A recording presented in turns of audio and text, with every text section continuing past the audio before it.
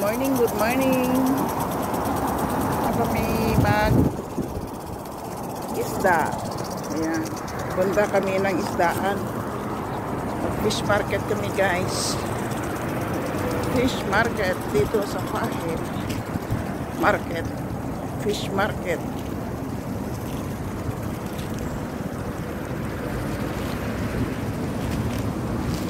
Ayan. Fish market kami ngayon. Sana may mabili kami. Kasi minsan walang isda. Minsan meron, minsan mahal. Ayan. Yan ang fish market. Way ng fish market yan.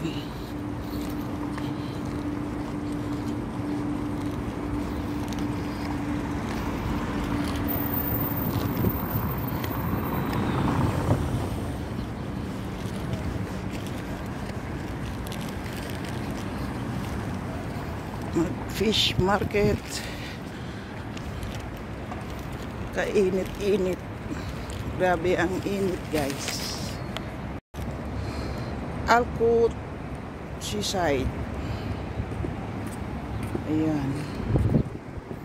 Yan ang Alcott Seaside. Ito ang Alcott Seaside.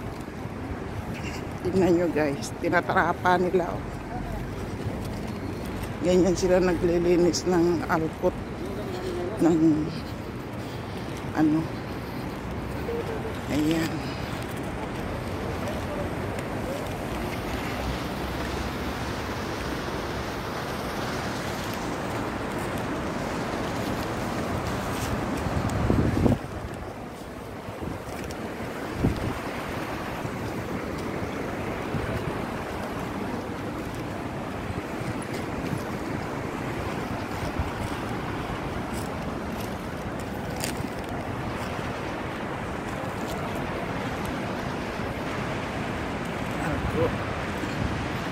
Ay, dyan tayo? Yan? O, dito. Hindi ka na.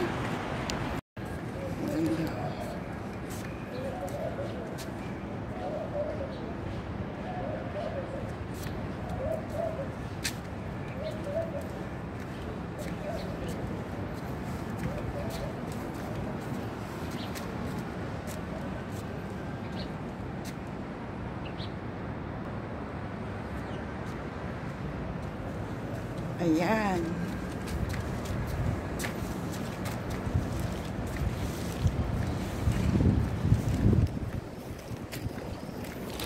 Itong lalako. Supot para sa isda.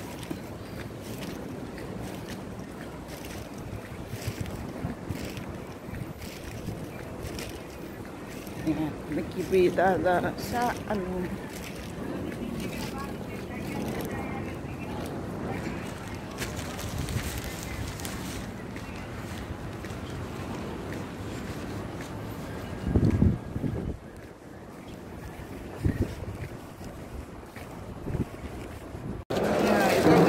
Dinarso niya kamsil daw. Maganda kaya yan. O, alam ko ano yan.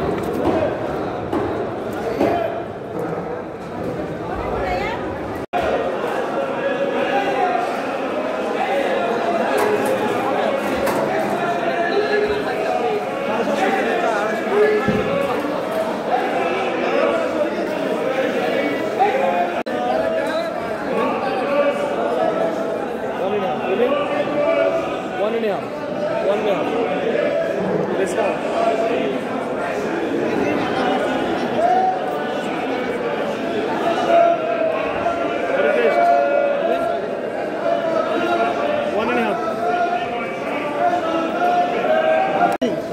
Ada 6 kg. Ada 6. 2 kg, 2 kg.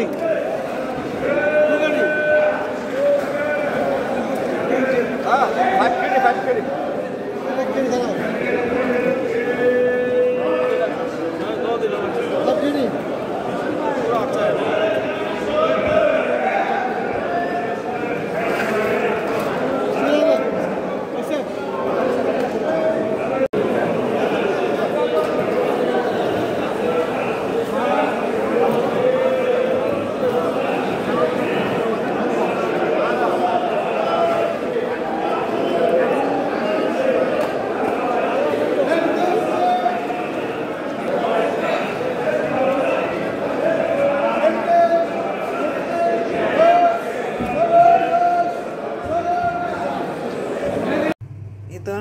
guys ang aking nabiling isda. Ayan. Half KD lang yan guys. Ang dami.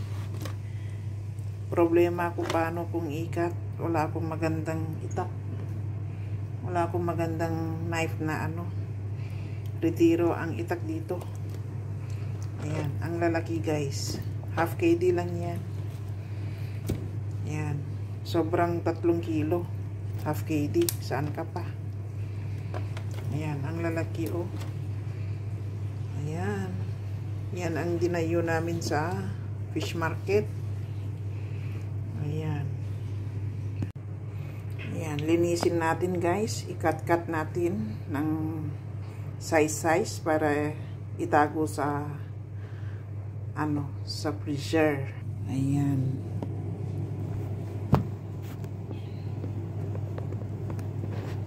Tayo ay maglinis ng isda. Ito lang yung maganda. Hindi kaya ng hirap na mag-cut. Ang niya, kailangan matibay na hirap i-cut.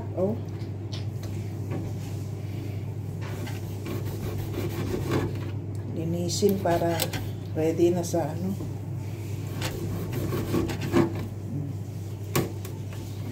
Ayan lang. Cut natin guys. Ang hirap i-cut Walang magandang knife. So, alam anong isda ito. Sana hindi matinik. Ay. Sabi ko nga. Ayan.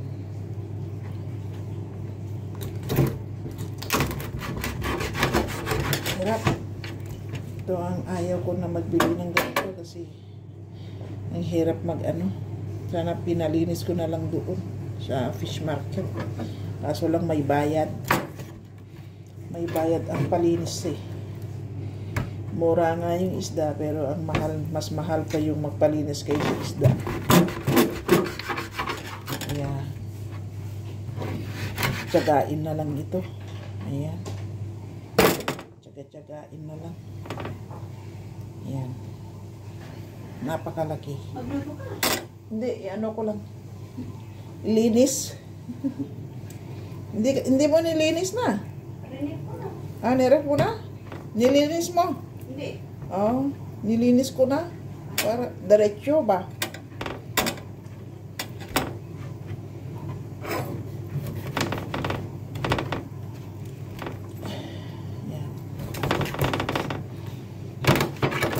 Hirap i-cut. Tado yung knife ko.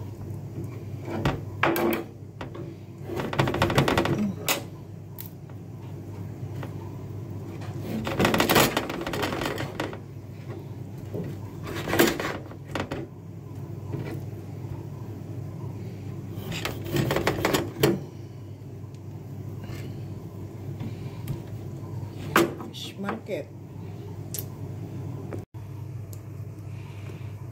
Yan.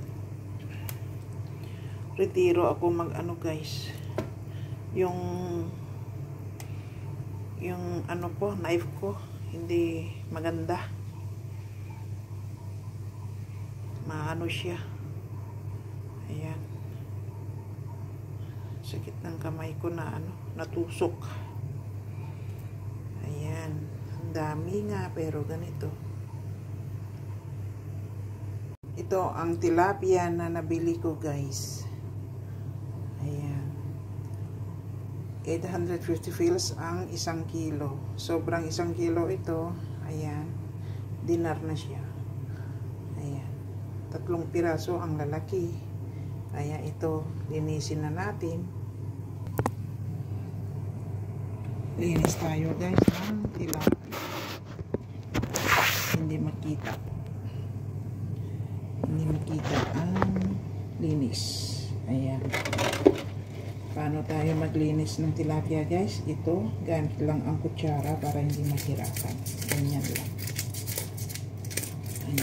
mabilis paggamitan ng kutsara. Meron akong panglinis ng kiliskis pero mas comfortable ako sa kutsara. Ganyan lang. Diba? Ang bilis. Ganyan lang. Kutsara lang ang katapat. Yan. Malinis na.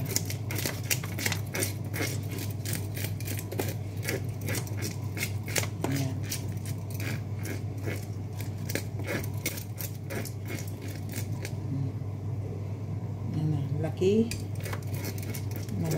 Malaki. Ayan.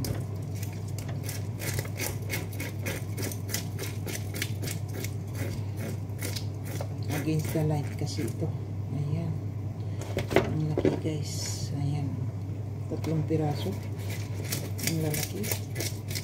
Okay na rin ito guys.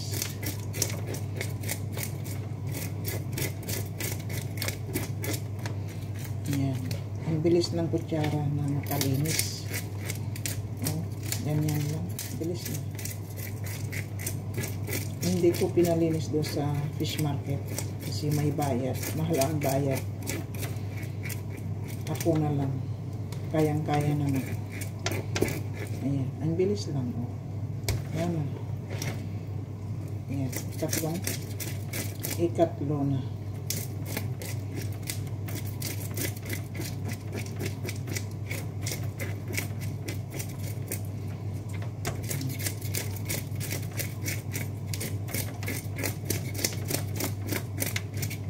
Bilis. Ayan. Ayan na guys.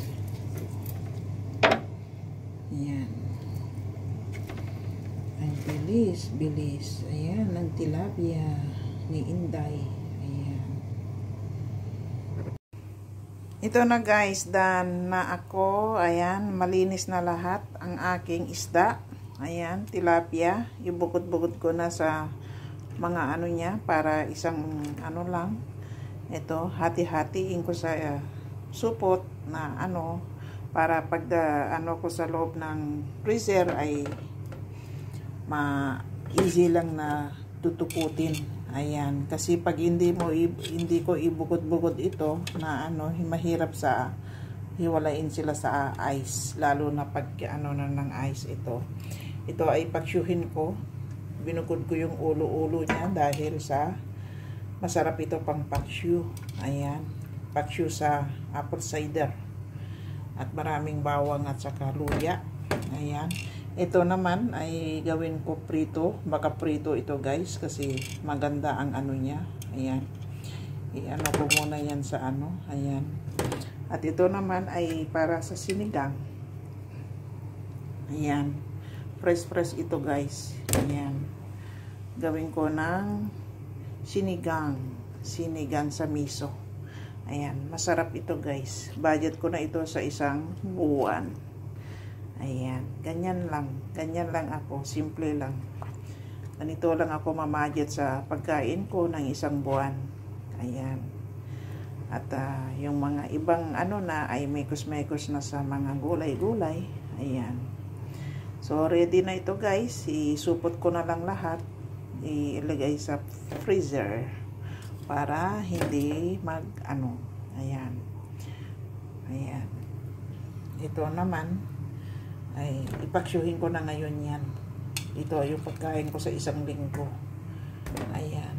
Ito ay sa next another ano sa isang linggo yan. Ayan. Isawag ko yan sa mga gulay-gulay guys. Hindi ganyan lang na ano. Haluan ko pa yan ng mga gulay-gulay para masarap, healthy.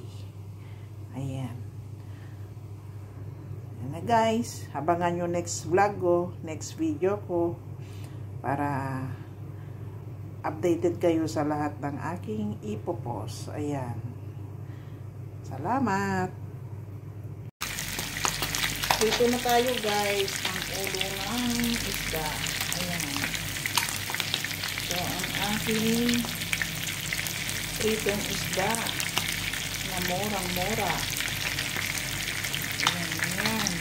mahina lang ang apoy. Toasted lang. Ayan. Ang sarap ng amoy.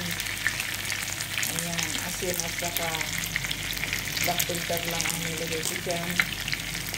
Ayan. Sarap, diba? Ito na ang aking paksyo isda, guys. Ayan. Magpapaksyo tayo ng isda. Ulo ng isda po yan. Ayan. At ito po ang aking iligay. Ayan. Apple cider. Ayan. Vinegar. At patis. Ayan. Patis, guys. Patis. Fish sauce. At mantika. Ayan. May sili na yan. Kompleto na yan. Hindi ko na po pinakita kasi nagmamadali ako, guys. Kasi may susunod pa magluto sa akin. Kaya nagmamadali ako, guys. Dahil sa ayoko may dito sa Ayan. May maraming sili, sibuyas, saka garlic. Ayan. At ito na po ang isasalang na po natin lahat. Ready na po yan. At after itapik ko ang cauliflower sa taas niya. Ang sarap. Subukan nyo. Ang sarap-sarap. Ayan. Abangan nyo next na video ko. Ayan. Mamaya. Continuous mamaya. Last hour lang po ang ating cauliflower. Mamaya. Ayan. Dito na po ang aking paksyong isda sa cauliflower, guys. Ayan. Ito na po ang ready na po. Ready na to. Ayan. Lutong-luto na ito, guys. Ayan. Ayan ang cauliflower ko sa isdang paksyo na murang-mura na isda. Binili ko sa fish market. Basta tumayo ka sa fish market, makakamenos ka. Pero kung bili ka lang dyan sa syempre, medyo may pagkamahal. Kaya kung marami kang gustong bilhin, punta ka lang sa fish market, malapit lang naman. Ayan. Ito na, guys. Marami kang pagpilihan sa fish market. Basta isda. Ayan, mura doon per per basket. Ayan. Kaya ito, dami kaming napukuha kanina. Ito na ngayon. At nilagay ko na rin sa freezer ang mga iba. Ayan. Sarap, diba? Ayan, guys. Bye-bye. Salamat sa lahat. Thanks for watching. I love you all.